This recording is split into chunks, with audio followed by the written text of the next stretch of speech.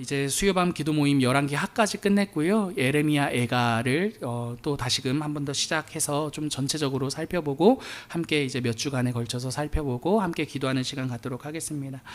여러분, 예레미야 애가는요, 아시는 분들은 아시겠지만요, 우리가 잘 알고 있는 예레미야 선지자가 기록한 성경입니다. 예레미야 선지자는요, 요시야 왕 때부터, 남유다의 선지자였는데 남유다의 요시야 왕 때부터 마지막 왕이었던 시드기야 왕, 그 이후 때까지도 활동했던 선지자입니다. 그러니까 무슨 말이냐 하냐면, 요 시기가 어떤 시기였느냐 하냐면 나라가 점차 멸망에 가까워지는 시기였거든요. 결국에 바벨론 포로로 끌려가게 되는 시간들이었죠. 그러니까 나라가 바벨론 포로로 끌려가는 모든 장면을 보며 활동한 선지자가 누구다? 예레미야라는 것입니다. 예레미야 애가, 이 애가라는 뜻은요, 예레미야가 쓴 슬픈 시라는 의미입니다. 슬플 애, 불을 가 해서 애가, 그러니까 슬픈 노래, 슬픈 시, 이렇게 해석할 수 있죠. 한글 성경에는 잘 나와 있지 않지만, 한글 성경에는 번역하는 과정에서 그냥 산문식으로 번역했지만 사실 예레미야 애가는요, 시입니다. 여러분, 이게 히브리어로 보면 정확하게 시로 구성되어 있다는 것을 알 수가 있습니다. 시에도 여러 장르가 있는데 히브리어 시 가운데는요, 키나라는 장르가 있는데 슬픈 시, 애통하는 시 라는 그런 장르가 오늘 예레미야 애가입니다.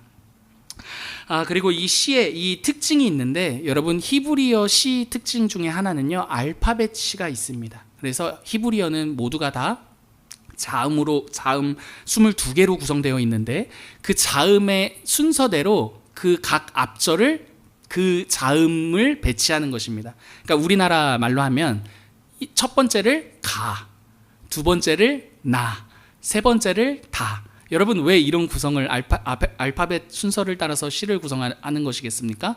기억하기 쉬우라고. 여러분, 그게 이 예레미야 애가의 특징이라는 것을 알 수 있습니다. 여러분, 제가 아까 말씀드렸듯이 히브리어가 자음으로 이루어져 있는, 자음이 있는데 자음이 총 몇 개라고 했습니까? 22개. 오늘 절을 보십시오. 1장이 몇 절까지 있습니까? 1장이 몇 절까지 있습니까? 22절까지 있죠. 그러니까 자음 하나씩 한 절에 배치되었다는 것을 생각해 볼 수 있습니다. 2절도 보십시오. 2절도 몇 절까지 있습니까? 22절까지 되어 있죠. 맞습니까? 여러분, 근데 3절을 보십시오. 3절은 어떻습니까? 3절은 몇 절까지 되어 있습니까? 66절이죠. 여러분, 3절 같은 경우는요, 가를 3번 한 겁니다.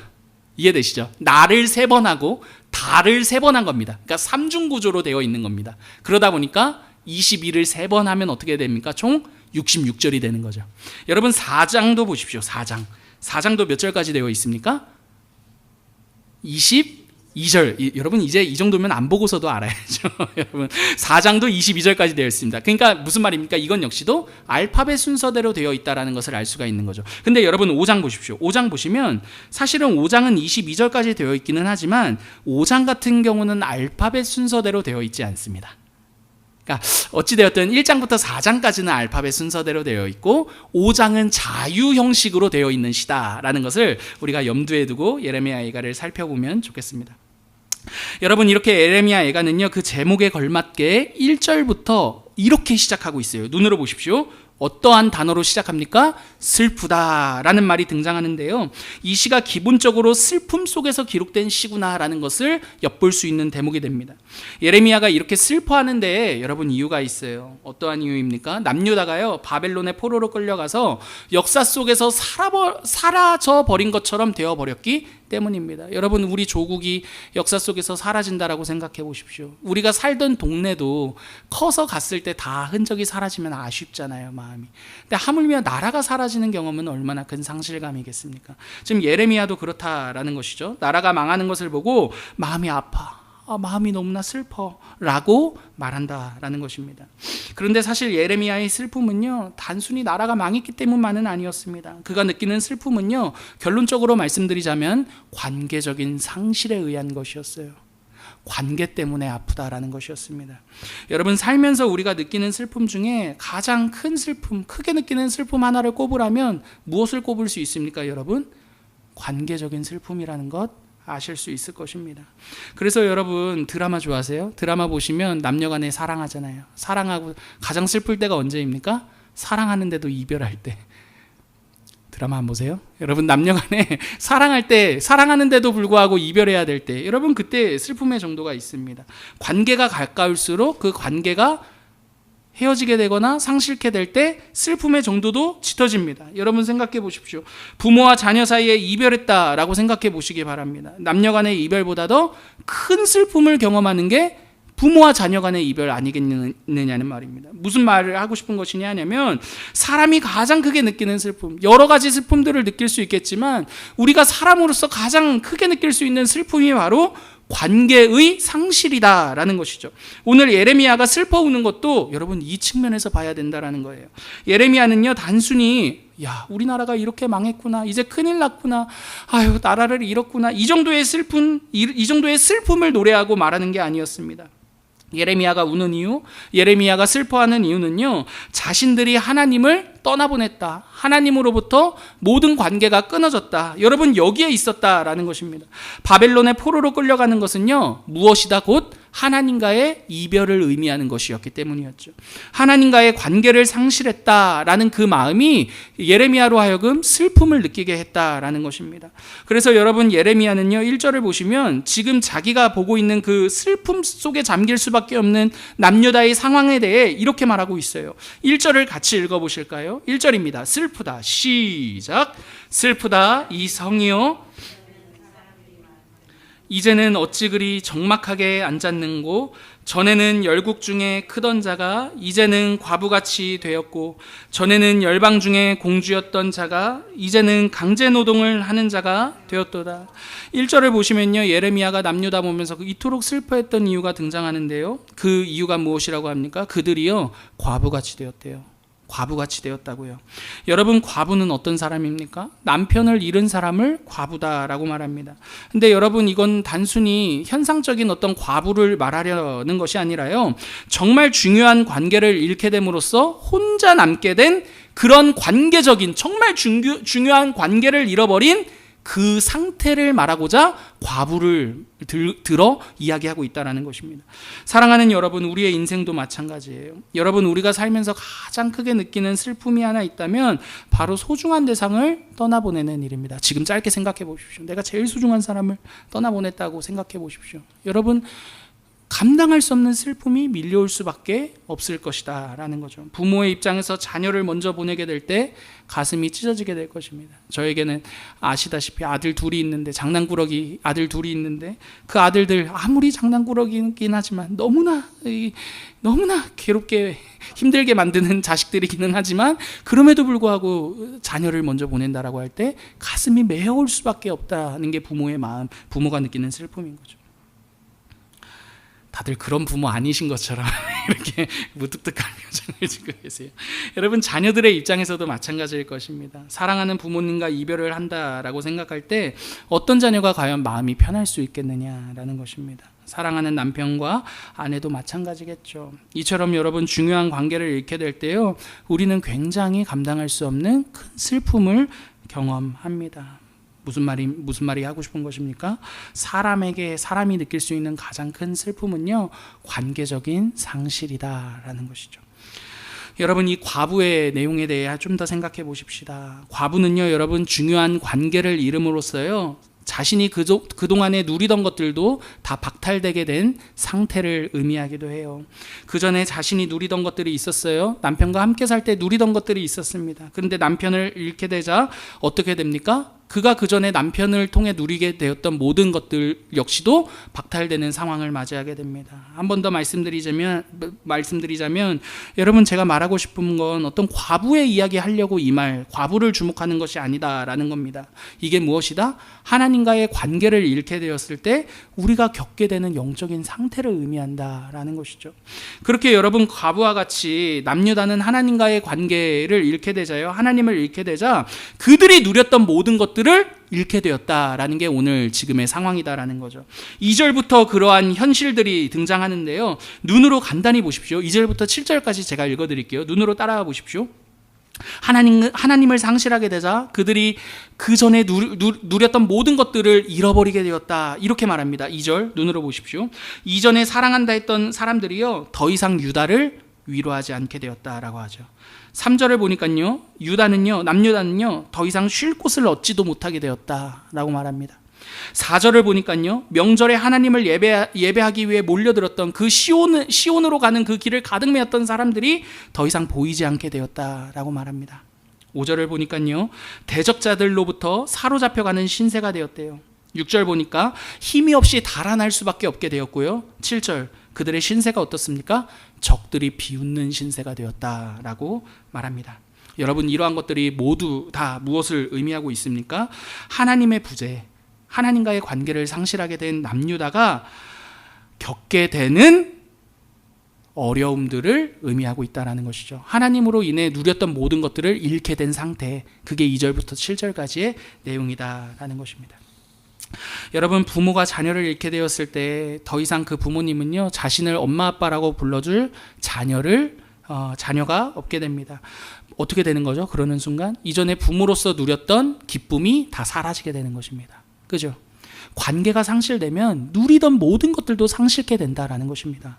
자녀도 마찬가지입니다. 부모님이 먼저 돌아가시면 자신을 자녀라 불러줄 부모님이 계시지 않게 되는 거죠. 부모님이 계셨을 때 누리던 그 유익들을 다 상실게 됩니다. 남편이 아내를 잃는 것, 반대로 남편이 아내를 잃게 되면 서로가 서로를 통해 누리던 유익들 역시도 사라지게 됩니다. 무슨 말이 하고 싶은 것이냐 하냐면, 이렇게 관계적인 상실은요, 여러분, 단순히 관계만 잃는 것이 아니라요, 그 이전에 누리던 모든 것들까지도 사라지는 아픔을 경험하게 된다라는 것입니다. 그래서 여러분, 관계적인 상실, 정말 내가 소중한 사람을 잃게 되잖아요. 그럼 여러분, 우리의 삶이 어떻게 됩니까? 삶이 피폐해지죠. 여러분, 낙심하게 되기도 하고요. 삶을 살 수 있을까 과연? 여러분, 이런 용기마저 잃게 만듭니다. 자녀를 잃은 부모가 한순간에 자신이 누리던 모든 것들을 잃고 삶이 날아간 것처럼 여러분, 그렇게 상실감에 사는 그 모습들을 한번 상상해 보시기를 바랍니다. 여러분, 그래서 오늘 예레미야는요, 남유다의 이러한 현재 상황을 보고요, 1절에서 이렇게 말하는 거예요. 슬프다. 여러분, 그 슬프다의 의미가 이런 종합적인 의미다라는 것이죠. 하나님과의 관계를 상실했고 그로 인해 그가 누리던 모든 것까지도 잃게 된 상황, 그 상황을 보며 슬프다라고 말한다라는 것입니다. 오늘 본문은요, 우리가 삶을 살 때 무엇이 우리로 하여금 큰 슬픔에 잠기게 하는지에 대해서 말해주는 본문이에요. 사람은 관계적인 상실로 인해 큰 슬픔을 겪는 존재입니다. 여러분, 우리 각자에게는요, 중요한 관계, 대상, 존재가 있을 것입니다. 나는 혼자서 이곳에 존재하는 것이 아니기 때문에 우리 모두에게는요, 분명히 누구에게나 소중한 관계, 그 대상, 존재가 존재한다라는 것이죠. 소중한 관계가 없다면 우리는 우리의 삶을 지탱하기가 어렵습니다. 우리의 부모, 우리의 자녀, 우리의 가족, 우리의 형제, 우리의 자매, 여러분, 우리 모두에게는요, 이렇게 소중한 관계가 있고요, 이 관계는요, 우리가 생각하는 것보다 우리의 삶을 건강하게 살 수 있도록 만들어주는 그런 망이다라는 것이죠. 그러나 여러분, 이 중에서도 우리는요, 이 여러 다양한 관계들 가운데서도 우리는요, 하나님과의 관계를 잃어버리게 되었을 때 가장 큰 상실감에 젖어 살게 됩니다. 이는 일반적인 관계는 중요하지 않고 하나님과의 관계만이 중요하다, 여러분, 이런 말을 하려는 것이 아닙니다. 하나님과의 관계가 바로 섰을 때 비로소 일반적인 관계 안에서도 누리는 유익이 있을 것이다 라는 것을 말하고자 함입니다. 여러분, 일전에 한 목사님께서 어린 조카, 한 6살 되는 조카였던 것 같은데, 그 조카를 불의의 사고로 잃게 되었다라는 말을 들었습니다. 물론 자신의 친자식은 아니지만 그래도 가까운 자기의 여동생의 자녀였는데, 그 조카가 한순간에 그렇게 죽게 되었다라는 이야기를 듣게 되자 그 목사님이 굉장히 허탈한 그런 마음을 갖고 몇 날 며칠을 살았다라는 이야기를 해주셨어요. 근데 그 목사님이 다시금 용기를 낼 수 있게 된 데에는요, 생각해 보니까 그 소망이 하나님께 있다라는 그 사실로 인해 자신이 조카를 잃은 그 슬픔을 조금이나마 이겨낼 수 있게 되었다라는 그런 이야기들을 들었습니다. 물론 하나님이 소망이 되신다, 내 인생의 유일한 소망이 되신다, 여러분, 그 고백까지는요, 물론 많은 시간들이 필요했을 것 같습니다.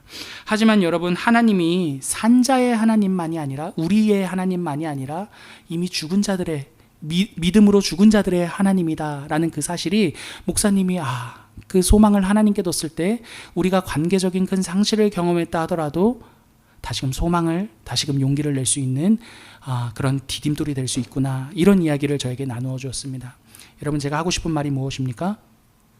여러분, 하나님과의 관계, 그 관계가 탄탄할 때 비로소 우리가 일반적으로 누리는 관계에 있어서도 더 나은 소망을 바라며 그 유익들을 누릴 수 있다라는 것이죠. 사랑하는 성도 여러분, 진짜 관계의 상실의 슬픔은요, 어쩌면은 때문에 사람을 잃는 것보다 하나님을 잃는 것이다 라는 것을 생각해 볼 수 있다라는 것입니다. 여러분, 기억하십시오. 하나님을 잃게 될 때 우리는 모든 것을 잃게 될 것입니다. 여러분, 바로 이 대목에서 우리는 예수 그리스도께서요, 십자가에 달리시기 전에 하나님 앞에서 기도하실 때 그토록 이 잔을 내게서 돌려달라고 기도하신 그 이유에 대해서 생각해 볼 수 있다라고 생각합니다. 여러분, 한번 생각해 보십시오. 예수님께서 하나님이시잖아요. 그분이 모르고 이 땅에 오신 게 아니잖아요. 분명히 십자가를 지셔야 될 걸 알고 계셨단 말이죠. 근데 왜 여러분, 그분은 십자가 앞에서 그토록 땀이 피가 되도록 기도하셨을까요? 그리고 왜 이 잔을 내게서 돌려달라고 말씀하셨을까요?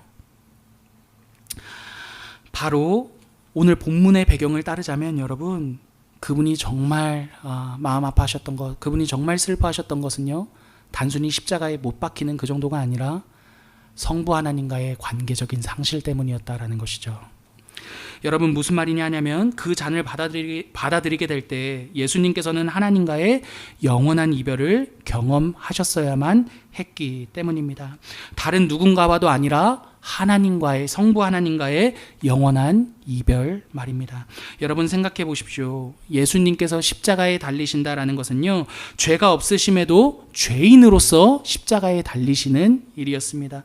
죄인인 척이 아니라 죄인으로서, 우리의 모든 죄를 담당하신 죄인으로서 십자가에 달리신 것이라는 말입니다.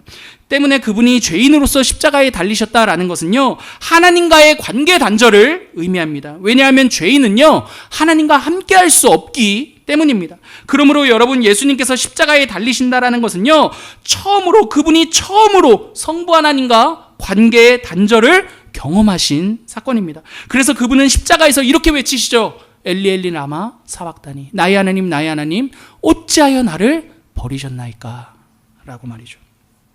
죄인으로서 하나님과의 관계 단절을 경험한 사건이 십자가였다라는 것입니다. 정리해 보겠습니다. 여러분, 예수님께서는요, 다른 무엇보다도요, 하나님과의 관계적인 상실이 그분이 정말 피하고 싶은, 마주하고 싶지 않은 가장 큰 슬픔이었다라는 것이죠. 사랑하는 성도 여러분, 기독교 신앙이 말하는 것은요, 여러분, 기독교 신앙이 말하는 것은요, 단순히 착하게 살아라, 못나게 살아라, 제대로 살아라, 여러분, 그 정도의 말을 하는 게 기독교 신앙이 아니라는 것을 기억하십시오. 여러분, 기독교 신앙이 말하는 것은요, 하나님을 잃어 과부와 같이 살아가는 우리를 대신해서요, 예수님 스스로가 우리를 대신해 하나님을 잃은 과부가 되셨다라는 것입니다. 관계적인 상실을 겪으며 사는 우리를 대신해서요, 예수님 자신이 우리를 대신해 관계의 상실을 경험하게 되신 것이죠. 그렇게 관계적인 상실을 감내해서라도 우리를, 하나님을 잃어버린 과부로 살지 않겠다 하시는 그 내용이 바로 기독교 신앙의 핵심이다라는 것입니다. 여러분은요, 내 자녀와 나의 자녀와 내가 소중히 여기는 그 관계를 포기하면서까지도 죄인을 사랑하실 수 있으십니까? 또는 내 부모와의 관계를 포기하면서까지도 죄인을 위해 죽으실 수 있으십니까? 여러분, 당연히 우리는 할 수가 없는 일입니다. 그런데 여러분, 그 일을요, 하나님이신 예수 그리스도께서 우리를 위해 하셨습니다. 여러분, 제가 이 말을 하는 이유는 단 하나입니다. 하나님께서 그렇게까지 우리를 사랑하신다라는 것이죠. 여러분, 과부와 같이 사는 우리를요, 가만히 내버려 둘 수 없으신 그 하나님께서요, 우리와 같은 과부가 되셨습니다. 그게 바로 완전한 하나님이 완전한 사람이 되어 우리 곁에 찾아오신 사건입니다. 그리고 우리를 영원히 과부가 아닌 하나님의 신부가 되게 하셨습니다. 다시는 과부와 같이 살 수 없도록 그분이 우리의 모든 상실을 다 가져가신 사건이 바로 십자가 사건인 거죠. 그러므로 사랑하는 성도 여러분, 예수님께서 이렇게 놀랍도록 회복시키신 하나님과의 관계를요, 그 무엇보다도 소중히 여기며 살아가시기를 바랍니다. 여러분, 정말 우리가 잃어서는 안 되는 관계가 무엇입니까? 하나님과의 관계입니다. 여러분, 과부가 이 땅에서 하나님을 잃어버린 과부와 같이 사는 인생이 아니라요, 예수 그리스도 안에서 온전히 회복된 그 영원히 잃어버릴 수 없는 하나님과의 온전한 관계 안에서 그분의 신부로 우리의 인생을 한 걸음 한 걸음 살아내시는 저와 여러분 되기를 간절히 기도합니다. 우리에게 주신 말씀 놓고 한번 합심하여 기도.